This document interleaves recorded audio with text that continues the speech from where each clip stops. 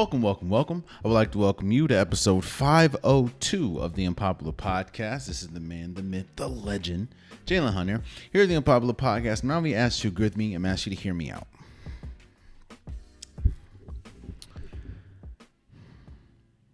One thing that I've said on this podcast, one thing that's been said time and time again, is perception matters a lot when it comes to sports. The way that a team perceives you, a lot of times can supersede the talent that you hold. And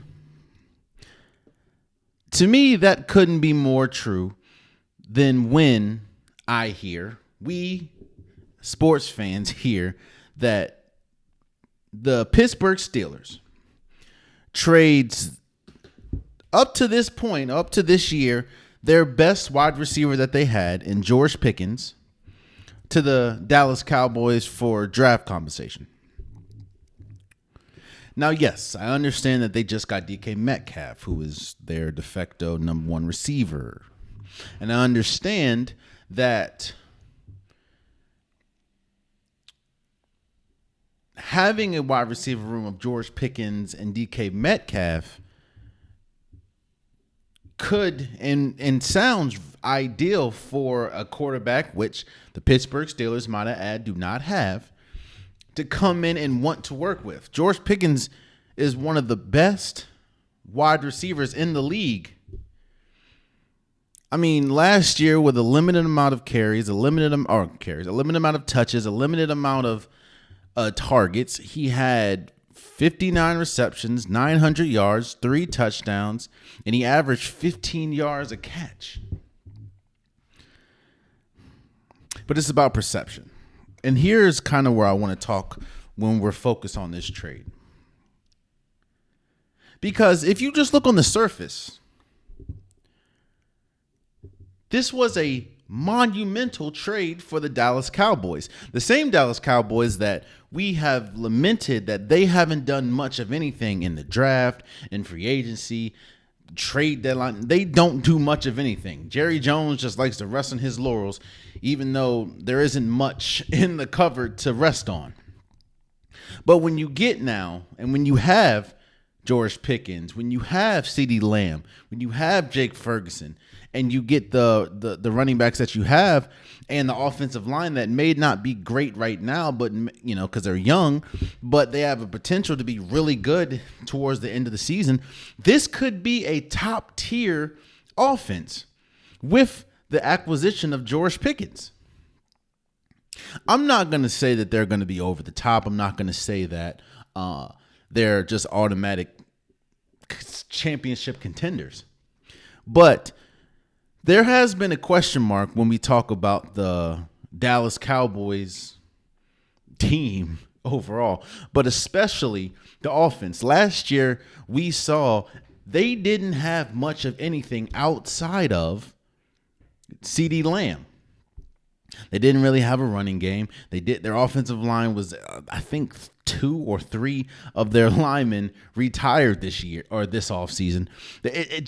It was not a good showing for the Dallas Cowboys. So much so, they didn't even make the playoffs. So we talk about how bad this offense is and how they really only have one safety valve, which was CeeDee Lamb. Now you bring in someone like George Pickens. That is on paper. Obviously, all of this is on paper because we haven't seen George Pickens in a Dallas Cowboys uniform yet. But on paper, this is one of the most dynamic wide receiver duos in the league. A young George Pickens, a young CJ. Like, if it doesn't work out, hey, I don't know. But George Pickens is a wide receiver. He's good enough to be a wide receiver one. Talent-wise, he's good enough to be a wide receiver one. So you put him on the same team as a de facto wide receiver one and CeeDee Lamb. That just opens up the offense tremendously. again, we obviously have to see it come together, and Dak Prescott did get hurt at the end of the year that, stopped him from being able to play the rest of the season. So we have to see what he looks like coming back. But this offense has the potential to be scary towards the end of the season. I want to see what it looks like because we still have offensive line. I think that they have the potential to be really good towards the end, but the offensive line is still young, and we just need to figure that out. But George Pickens added to this offense just opens the door to so much creativity, so much possibility, because you're bringing on a number one receiver to essentially be your two. So if we just talk about skill and talent wise, this was a home run trade for the Dallas Cowboys. And for the draft compensation that you got, it shows you just how much they feel, and that is the Steelers, they feel that he and Dallas giving up what they gave up. I think it was a third round and a fifth round or something like that. That's a lot for a receiver. But that's the X's and O's of it all. That is if we're just talking about talent. If we're just talking about on-field ability, that's one half of this conversation. And to be completely honest with you, that's not even the most important half. That's not even the loudest half that needs to be talked about. I'm going to talk about this second part in two phases. The first phase is the Pittsburgh Steelers.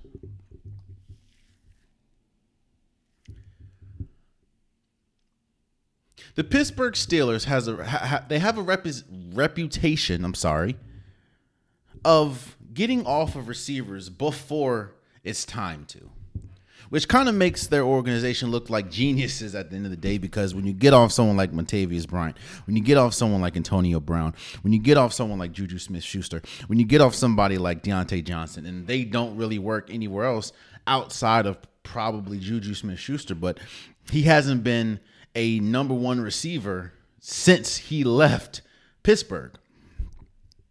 But when you get off those players, and I think the graphic that I saw from First Things First, shout out to them, every single one of those players hasn't had once they left Pittsburgh, they didn't have 1,000 yard, or I think only one of them had 1,000-yard season, but not one of them had a Pro Bowl appearance. So Pittsburgh has the reputation of getting off of a wide receiver early. They also have a representation of having, let's say, difficult receivers. Antonio Brown was probably, if he didn't have the personality that he had and some of the traits that you saw when he went to the Raiders, when he went to the Patriots, when he went to the Buccaneers, if he didn't have some of those on the field and off the field incidences, he would be a surefire first ballot Hall of Famer. In fact, you can question if he's a top 10, for some people, top 5 wide receiver of all time. That's just how productive he was as a Pittsburgh Steeler. Because honestly, outside of a few games, and he obviously won a Super Bowl with the Bucs, but outside of that, he didn't do much of anything outside of a Pittsburgh Steelers uniform, outside of calls and draws controversy.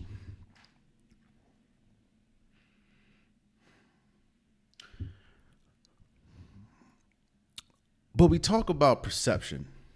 And I think in this, perception and optics go hand in hand.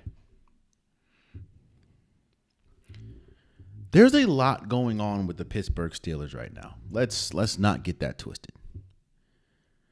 There's so much uncertainty, at least from the outside looking in, when we talk about the Pittsburgh Steelers. Again, there's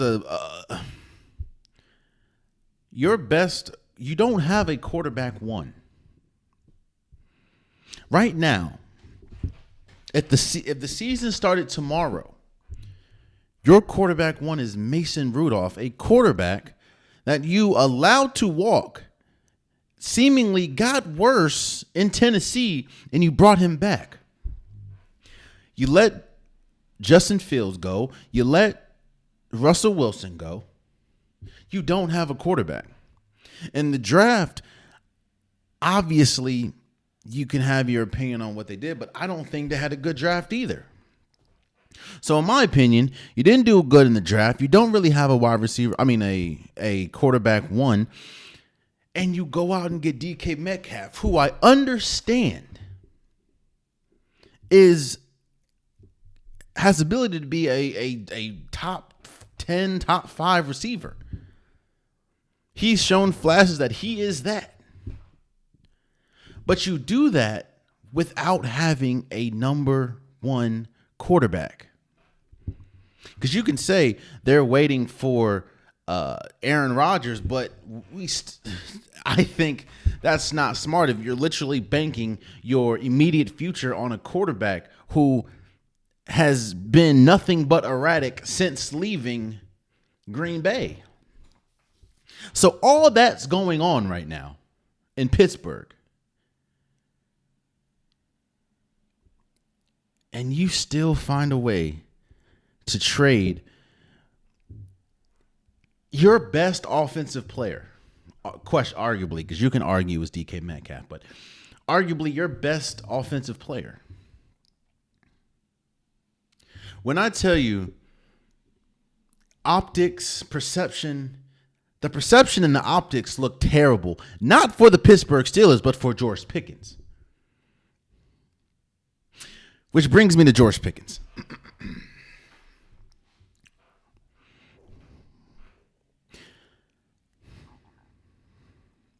It's been said before, and it's been said time and time again. A team is only going to put up with antics for so long.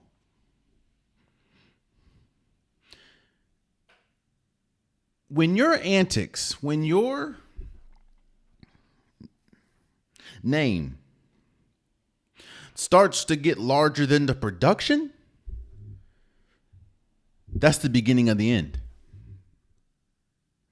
One thing that all those quarterbacks I said before that the Pittsburgh Steelers got rid of, when we talk about, again, Antonio Brown, Martavius Bryant, Deontay Johnson, all of those, the name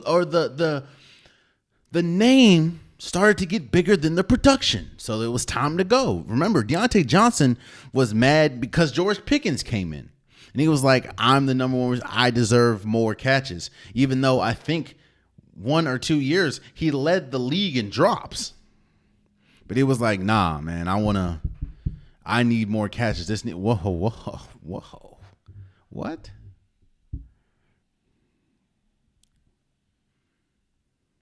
Martavius Bryant, he had a bunch of off-the-field issues. And then Antonio Brown, we just talked about it. It hasn't been...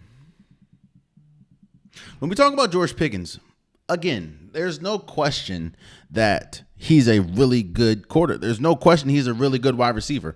I mean, those numbers are good, but the thing about those numbers that I said, again, 59 receptions, 900 yards, 3 touchdowns, and he averages 15 yards a catch. That's tied for 51st when we talk about receptions. That's 32nd when we talk about yards. That's only 3 touchdowns, which is tied for 81st, and that's 38th in the league when we talk about 15 yards a catch. Those are good, but not for a number one receiver, not for a receiver that every single time you look at George Pickens, he's getting into fights with the media. He's getting into fights with other teams. Like he's having incident after incident after incident. At some point, a team is going to get tired of that if the production is not there.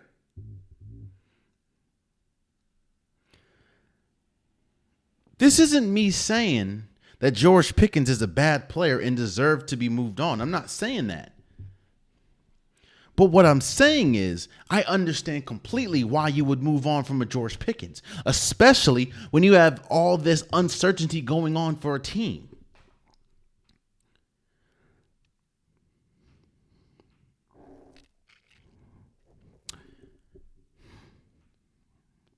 My opinion doesn't matter. In the grand scheme of things, my opinion doesn't matter. George Pickens is a millionaire. He is now on a team that desperately needs him, so I'm sure he's probably going to get the targets. But I will say this. I'm not going to say be careful because you're going to do what you want to do, George Pickens, and you're not even, no, I know you're not listening. But George Pickens has the talent to be a top-tier number one receiver. George Pickens has the talent to be a top 5 receiver in this league. And while you can say that it may have been the organization to hold him back from truly unlocking his potential, that is the Pittsburgh Steelers, I would say, no, I think it's him. It's his personality. Again, the perceptions, the optics, it doesn't help him. Because it seems like now every single time the Pittsburgh Steelers move off of a wide receiver early, it shows, the wide receiver pretty much shows why they made the smart decision. And I hope that's not the case for George Pickens.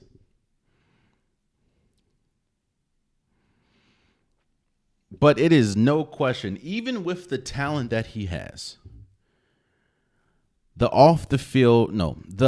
antics, the going back and forth with the media, the going back and forth with the team, the pouting, the fights with other teams seemingly every time your team is losing, that comes back. Now, trust me, if he was putting up Justin Jefferson numbers, if he was putting up Jamar Chase numbers, if he was putting up those type of numbers, trust and believe the Pittsburgh Steelers may possibly be able to continue to turn a blind eye. Because that's one thing that we know about Pittsburgh. They're not going to give up on a wide receiver, even with all the trouble that it causes the team. They're not going to give up on a wide receiver until it's like the last straw. Bro, Antonio Brown live streamed the I believe it was at halftime or at the end of a game. He live streamed the locker room. That's like a cardinal sin in the NFL. You don't do that. I don't know how many times George Pickens went back and forth with the media. I don't know how many times you look in a game and something happens and you look to the left and George Pickens is fighting with. I remember it vividly. It was against the Commanders, bro. I think Russell Wilson threw an interception, and the dude that intercepted the ball wasn't even the person that George Pickens went at. Or I don't remember who it was, but when George Pickens and the other player from the team, they started going back and forth, and it spilled over to like the corner of the end zone into the crowd. Like, teams ain't gonna deal with that if the production isn't there. And when you look, tied for 54th in receptions, tied or 32nd in yards, tied for 81st in touchdowns, and 38th in average yards per catch, ain't gonna get it done. I think the Dallas Cowboys has a star on their hands in George Pickens. Talent-wise, it is no question they have a star in George Pickens.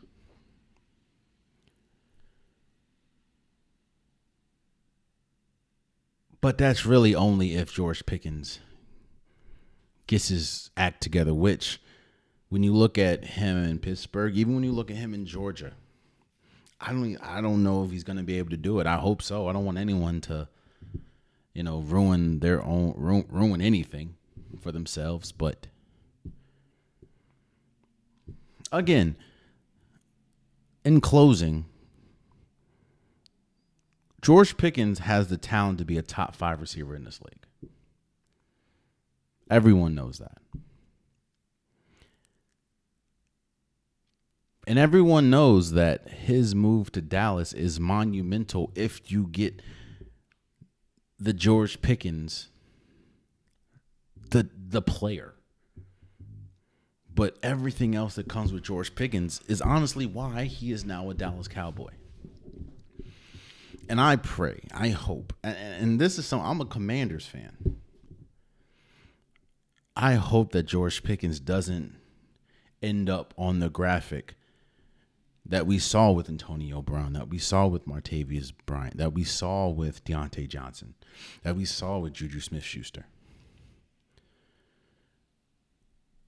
Only one of them had a 1,000-yard season after leaving. After leaving Pittsburgh. And I hope George Pickens isn't one of those cases. So we'll see how it goes. Let's move over to what we've seen so far in these in second round of the playoffs. Spoiler alert. Steph Curry is pretty good at basketball. I know it seems simple. I know that it is obvious. But Steph Curry is very good at basketball. And that should be no more prevalent. And that statement, if you need any proof to know that that statement is good, forget the championships, forget the MVPs, forget the accolades and milestone. If you want to know how good Steph Curry is, forget about game 1 of the second round against the Minnesota Timberwolves. Look at game 2. Steph Curry hurts his hamstring, and they're saying that at the earliest, and that's if everything goes right, because Steph Curry has never had a hamstring injury like this. I think it was a grade 1 strain. If everything goes right, he should be available for game 6. Well, that means the Golden State Warriors are going to have to win another game, because right now the series is tied 1-1. They're going to have to win another game for him to come back.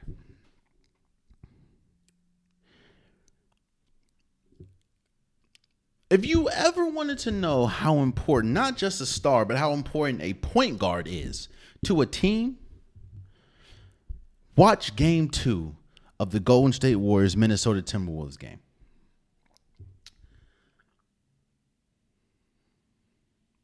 I understand that you have Jimmy Butler. I understand that you have Draymond Green.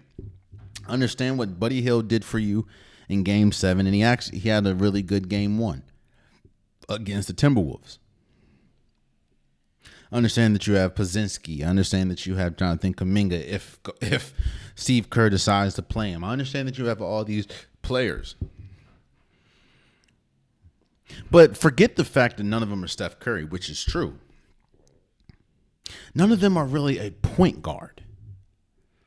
When you look at Paz, they don't play Paz like a point guard. They play him like a shooting guard, because his skill, his trait is to shoot the ball and create for himself, not create for others. Draymond Green, he can't really play point guard for an entire game and still be effective on the defensive side of the ball, which obviously is his superpower. Jimmy Butler ain't no point guard. He can't do that the whole game. Neither is Jonathan Kuminga. They do not have another point guard that can distribute and create for somebody else outside of Steph Curry, who's not there.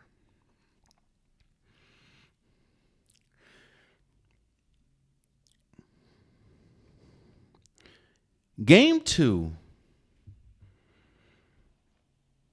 looked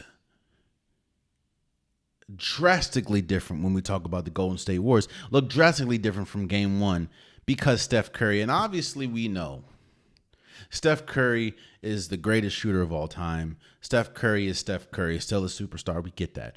But Game 2 also was a perfect, let's say, bulletin board material for anyone that wants to argue that Steph Curry is, in fact, a point guard, because that's always been the conversation with Steph Curry. He's not really a point guard. He's more of a shooting guard. Okay. For anyone that didn't watch, Golden State's offense looks so discombobulated without Steph Curry there. And they essentially got destroyed in Game 2. Mind you, Game 1, they were winning handedly until Steph Curry got there. Or Steph Curry hurt his hamstring, strained his hamstring. And Minnesota did come back. I think got it to like a 7-point deficit, but Golden State ultimately won. That was Game 1. Game 2 was just a different story.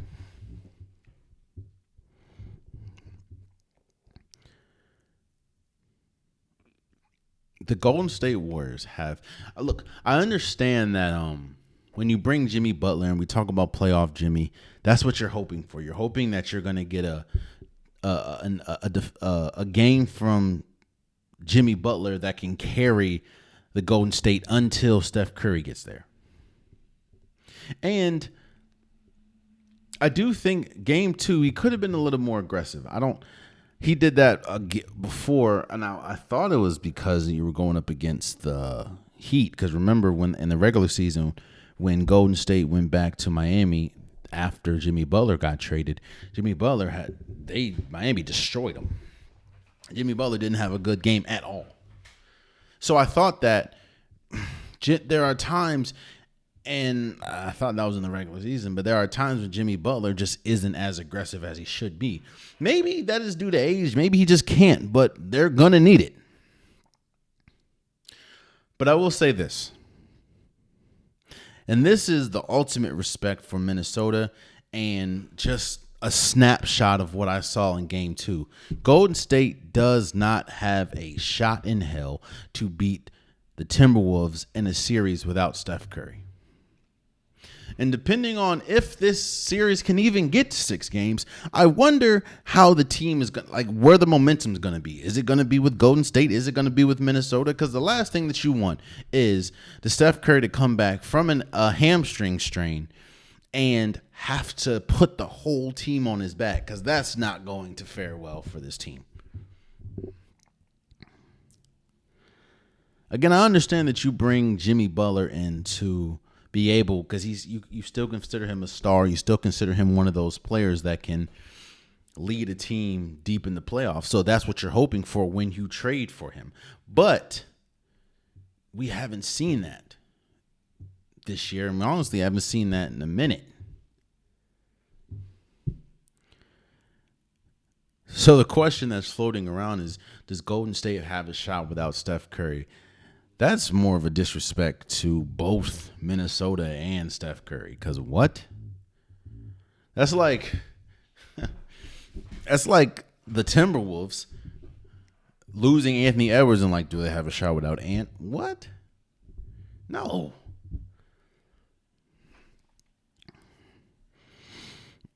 And again, if you ever want to know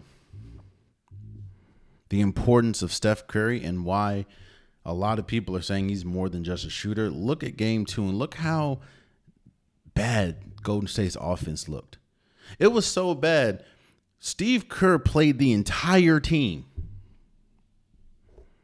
In a playoff game, might I add. The same playoffs where benches usually shrink.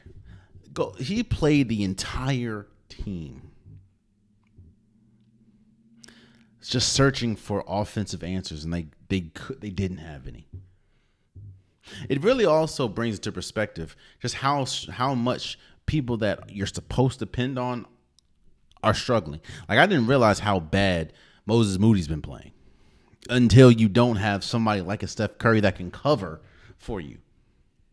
I didn't realize how bad, not bad, but how much of a problem it is for someone like Buddy Hield to create for somebody else. He just does. That's just not in his DNA.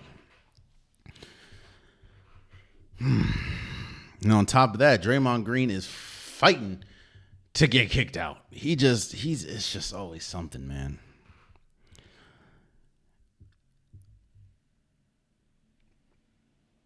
I always compare Steph Curry and his importance to a team to Tim Duncan. Obviously, both dominate the game in different ways. But I think it's the glue that I really think about when I think of comparing Steph Curry to Tim Duncan. Because as great as Greg Popovich it was as a coach, as great as someone like Tony Parker was, as great as someone like Manu Ginobili was when he was playing for the team, as great as someone like Kawhi Leonard was for the team. And we always consider those Spurs teams some of the greatest teams of all time. Look at those games, because he didn't miss a lot, but look at those games that Tim Duncan missed and just how drastically different the team looked. He looked, or not he, but the Spurs looked without him. When Steph Curry doesn't play, and this has been almost his entire tenure in Golden State, they just look drastically different.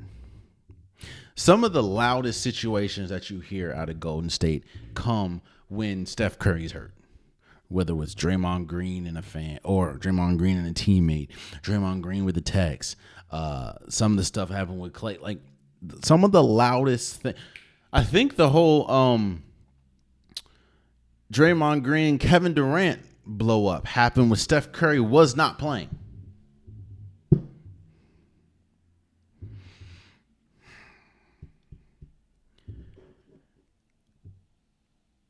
They say that Steph Curry is not going to be able to return until Game 6 at the earliest. Well, if Golden State comes, I understand that Game 2, Minnesota was the more desperate team because you just lost Game 1 and you're about to go to Oracle. I mean, not Oracle. You're about to go to Chase Center.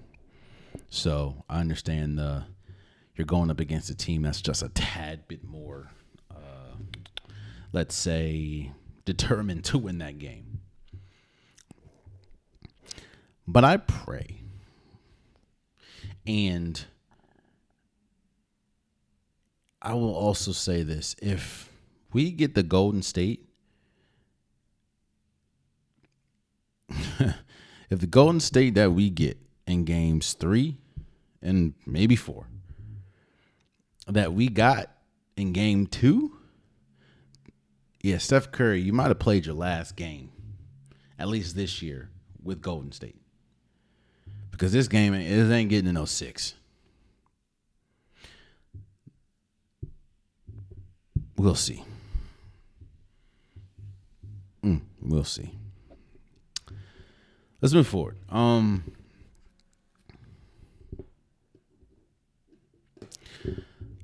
was wrong. Oh, man, I was wrong. I was one of the I guess you can call me media pundits that was very loud and vocal in saying that I didn't see an avenue where the Knicks could win more than one game in this series against the Celtics. I was very loud in saying that the Celtics are the far superior team. I always brought up the fact that the Knicks didn't win a game against Boston in the regular season. And in fact, almost every game they played, they got destroyed. I also pointed out how I felt, even though they did win the series, and shout out to them, but I felt that the Knicks weren't the better team that won again. When we talk about the Knicks and the Pistons, I thought the Pistons were the better team. They just didn't know how to close games. The Knicks were much better at closing games than the Pistons were. So going into this series, I had no faith in the New York Knicks. But one thing that I did not do, and I didn't take into consideration, is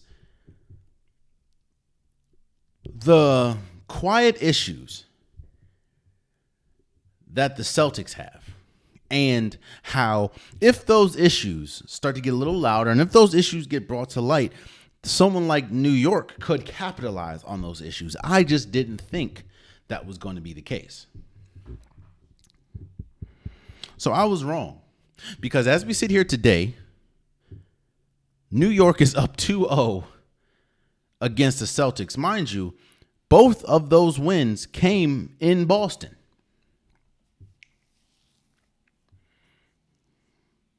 Let me give credit where credit is due before I kind of kick the back in for Boston.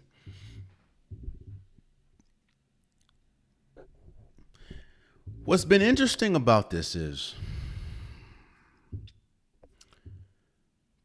the best player in this series has been in Boston until the fourth quarter.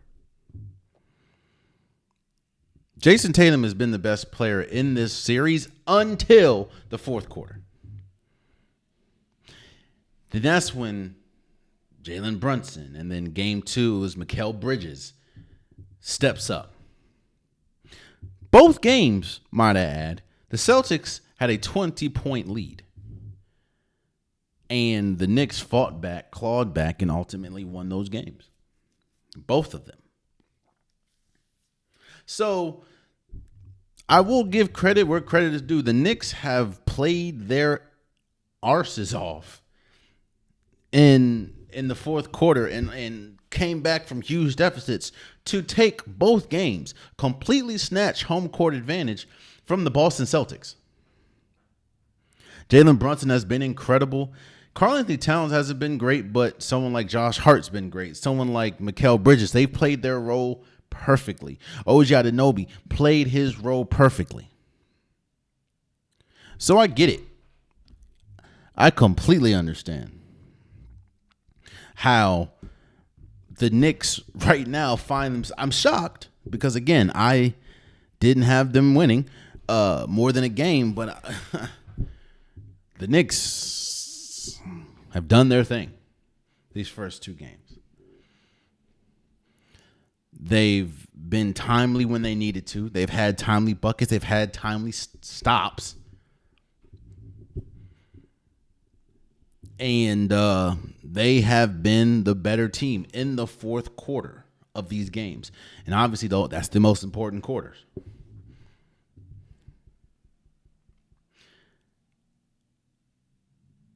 And that is where I have to look at the Boston Celtics. And that is where I have to talk about the Boston Celtics now.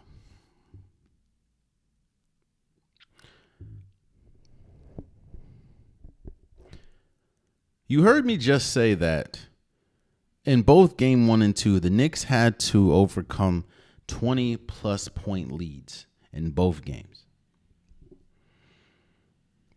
Most of those leads were either going into the fourth or in the fourth. And the Knicks still won.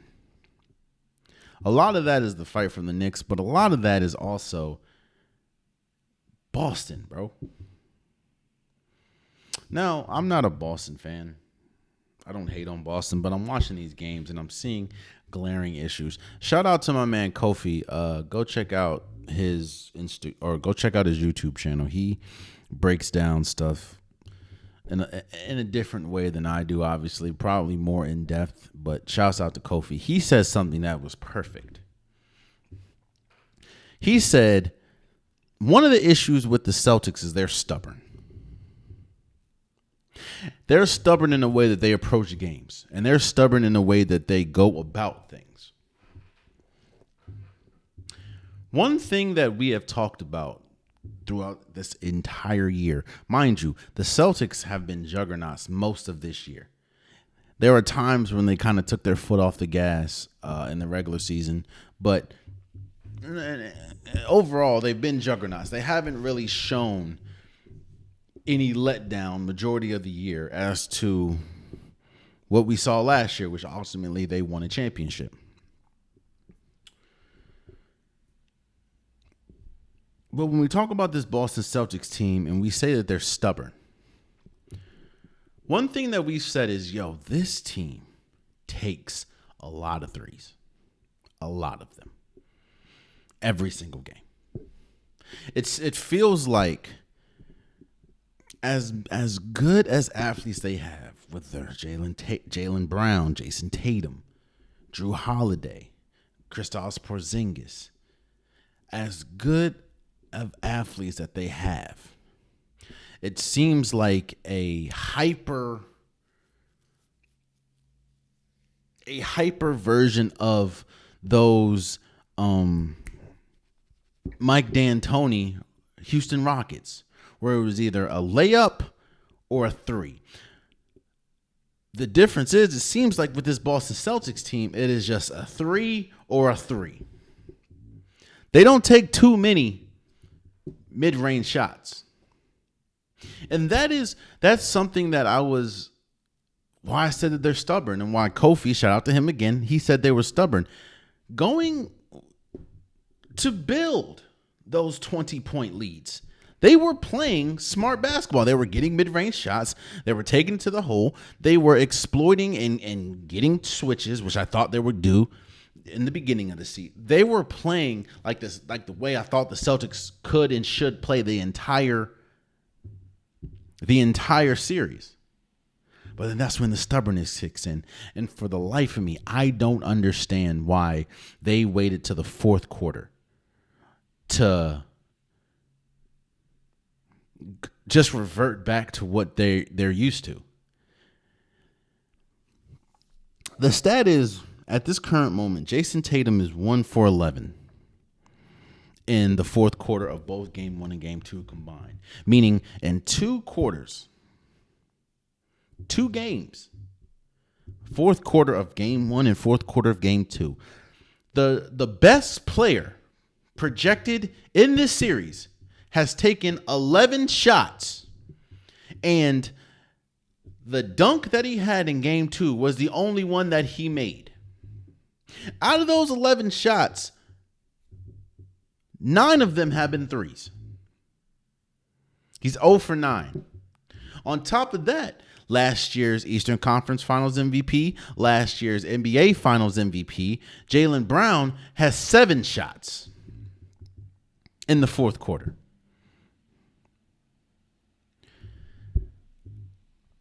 Let's not also forget the fact that in Game 1, they missed an NBA playoff record. 75 threes, I believe, missed in one game.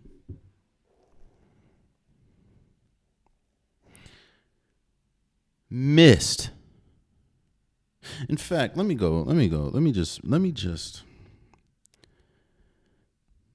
just confirm. I know that is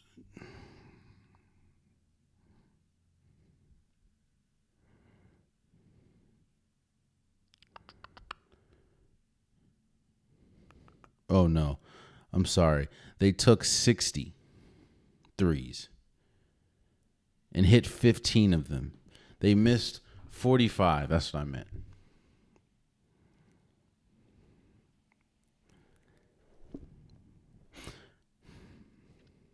I said that going into this series, I kind of didn't take into consideration the flaws that the Boston Celtics had, because I thought that their positives fully outweighed their negatives when we talk about this series. But I will say this. Their negatives have shown up big time in the second halves of these games. And that is, if they're not hitting threes, they're at a extreme disadvantage. And it really calls into question what Joe Mazzulla does on the defense or as a coach. Like, what are you, because they haven't really run many good plays. They haven't really run many good sets. It's just Jason Tatum going one-on-one, Jaylen Brown going one-on-one, Derek White pulling up from deep, Peyton Pritchard pulling up from deep, every single person on this team pulling up from deep. When that's not hitting, when you're 15 for 60 in a game, and what did they do game 2? Let me check what they did game 2 as far as threes. Give me a second. You go 10 for 40. Another 25%. That's not going to get it done. Jaylen Brown and Jason Tatum combined for 33 points in game 2. I think both of them scored a grand total of 4 points in the fourth quarter. That's not going to cut it at all.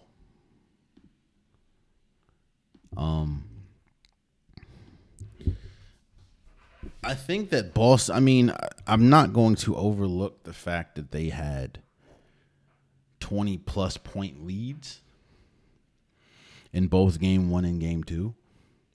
So I do think it is possible that they could still win this series.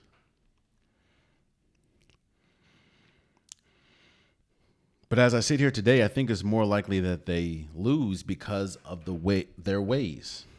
The fact of the person that you thought going into this series is the best player in the series, and Jason Tatum, has been awful in the fourth quarter. Jaylen Brown has been non-existent in the fourth quarter. Neither one of them have been existent in the fourth quarter. And they've shot 25. They shot 63s one game and 40 the next.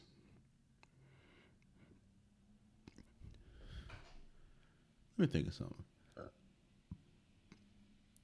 They went into overtime, game 1, 3 times.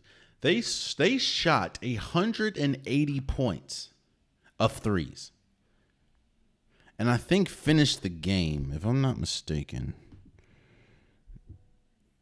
They finished game 1 with just 105, and an overtime loss. Game 2. They shot 120 points worth of threes and finished the game with 90 points. That's just threes, might I add.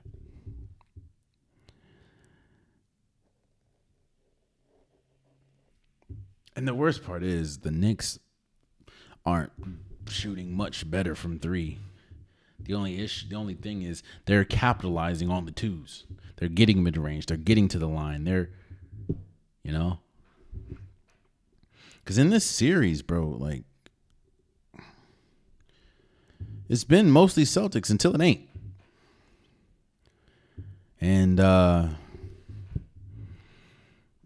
if your best player can't sustain being the best player in the fourth quarter, then I don't know what you expect is going to happen. Jason Tatum in game 1 and 2 combined is 1 for 11 in the fourth. 0 for 9 from 3. So out of those 11 shots in 2 games in the fourth quarter, out of those 11 shots, 9 of them are threes. And he turned the ball over to end the game, where you could have had a game when he turned the ball over in game 2. That is the Achilles heel for the Boston Celtics. And again, I don't think that obviously if they lose another one, I don't know. But yeah. Shout out to the Knicks, man. As we're recording this, it is 5 p.m. Eastern Standard Time on Friday, May 9th. So I don't know what the outcome of Game 3 is for both the Thunder and Nuggets in Cleveland and the Pacers. But I want to talk about the Thunder and Nuggets really quick. Now, obviously, again, I haven't seen Game 3. But I will say this. The Thunder have thoroughly outplayed the Nuggets in both Game 1 and Game 2. The only difference is in Game 1, the best player was the best player. Look, I know the conversation is a lot of people think, and in a lot of situations, and I do believe this as well, sometimes the best player should be the MVP. Now, that's not always the case because people say the difference between best and valuable. I get it.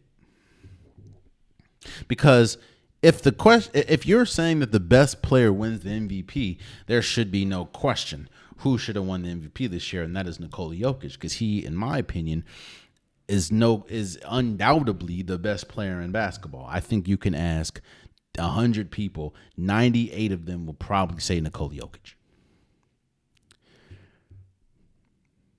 But the MVP more than likely is going to go to Shai Gilgeous-Alexander, and I understand why. When we talk about most valuable to their team, you can argue Shai's value compared to Nikola Jokic. And when you look at Game 1 of the Thunder and Denver Nuggets series, the Thunder were blowing them out the gym. But it just seemed like there was one player that constantly was like, the Thunder will go on a 5-0 run. Here comes Nikola Jokic, 5-0 run himself. Okay, Thunder's on an 8-0 run. Nikola Jokic hits 2-3. You know, obviously you're going to look at the final play and you're going to say, okay, Chet Holmgren, if you would have, there was a lot of blunders from the Thunder that kind of, I'm not going to say gave, but put the Denver Nuggets in prime position to win the game, and they ultimately did with a Aaron Gordon tip in. Aaron Gordon 3. I'm sorry. Aaron Gordon is, shout out to him. He's had the playoffs of his life. He had the tip in against the Thunder not against the Thunder, against the Clippers, and he had the game-winning 3 when they didn't need a 3 at all. But he had a game-winning 3 in Game 1. Aaron Gordon has had a playoff of his life. And I know I went into this series saying that the Robins are going to decide who is going to win this series. And I was thinking of someone like J-Dub compared to someone like Jamal Murray. Well, it's pretty much been Aaron Gordon. Aaron Gordon has been the Robin for sure for the Denver Nuggets. And a lot of you can question a lot of the coaching decisions in Game 1, like why did they start fouling so early, in the sense of I know they don't want to lose on a 3, but you keep giving them points. It's just like, okay, like at some point, you know. So we can talk about Game 1. In Game 1, I think Nikola Jokic had like 40 and 20 or something like that. He was by far the best player on that floor. Game 2. Game 2. The Thunder beat them by 50 something.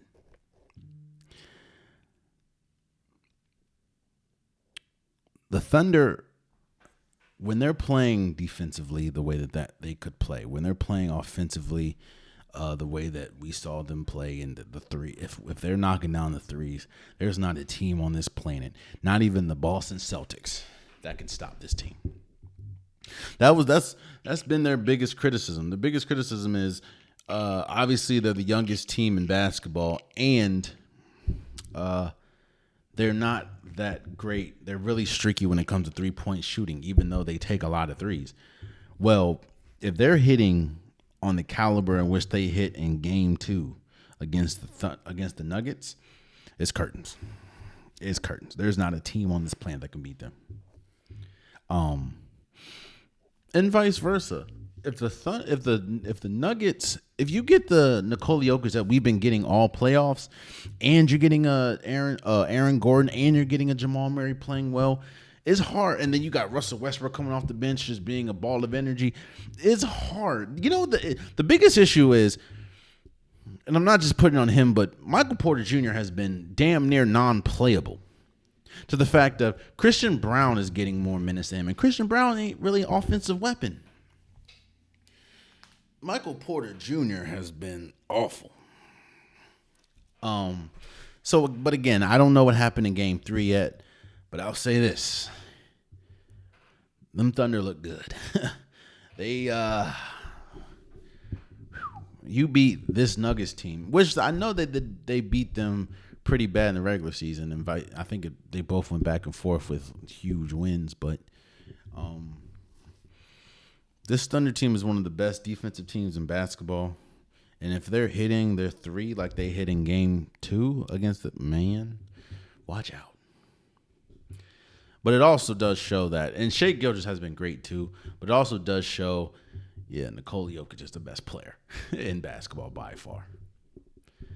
Even in the 50-point loss, there was one player that was just a constant, and that was Nikola Jokic. So, again, I think that this has a potential, and it probably will go 6 or 7 games. But that has been by far the best series in the first round or second round. So we'll see. Boy. Again, while I'm recording this, Game 3 of the Cleveland and Pacers series has not happened. But with that being said,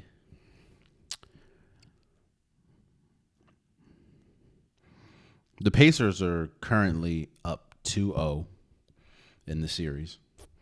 And both games were home games for the Cleveland Cavaliers.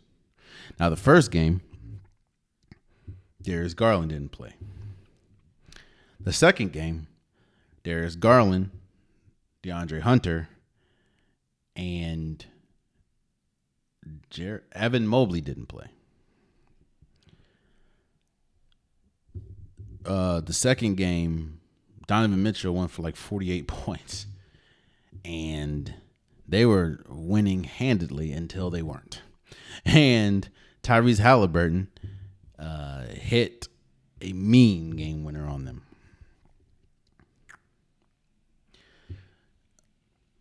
You hear a lot of people talk about this game. And you hear a lot of people talk about the injuries. And I'm here to say that there's a difference between being injured and being hurt. Almost every basketball player that gets a lot of minutes at this time is hurt. Little nicks, little knacks there, especially players that are physical. They're all playing hurt. Injured means you can't play. You just can't play.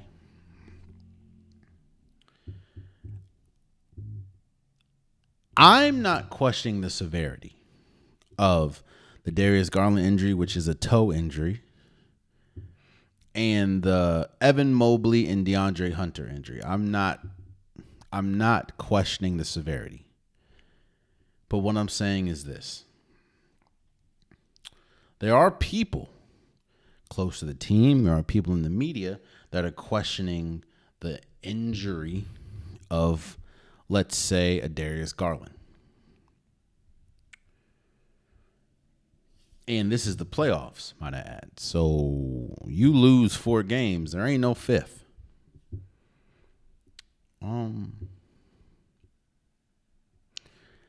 Again, I don't know the severity of their pain. I don't know. But I do know this.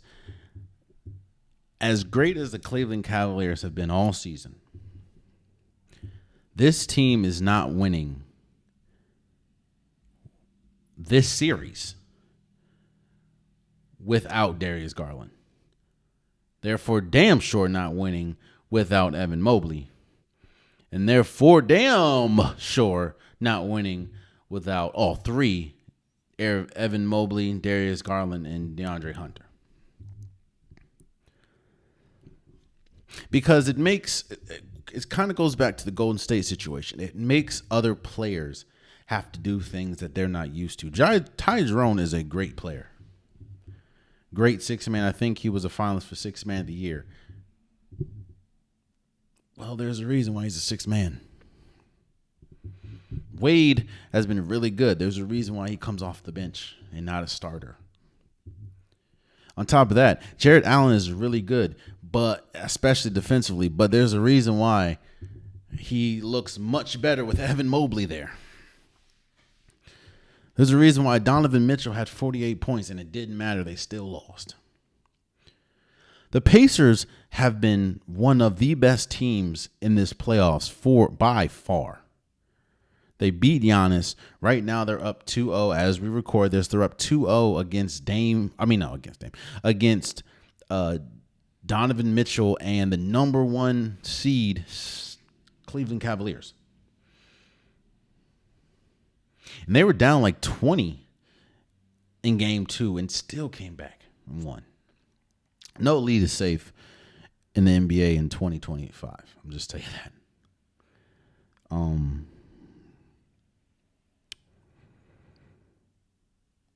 Now you're hearing former players say there's medicine that they can take, there's shots they can take. Like there's nothing, especially in the playoffs, that's going to get them off the court. I understand that sentiment. I also understand if you're hurt, you can't play. Or if you're injured, you can't play. But if you're hurt,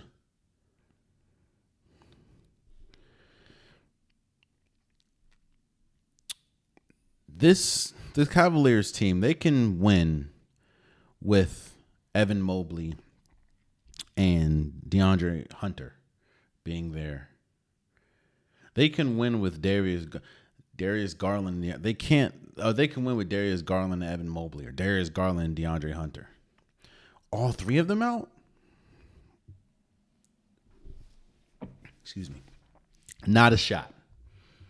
Especially against a red-hot Pacers team. That, which I completely forgot until I was building the show, I completely forgot. They were in the Eastern Conference Finals last year. And if it wasn't for some of their blunders, they very well could have been in the NBA Finals.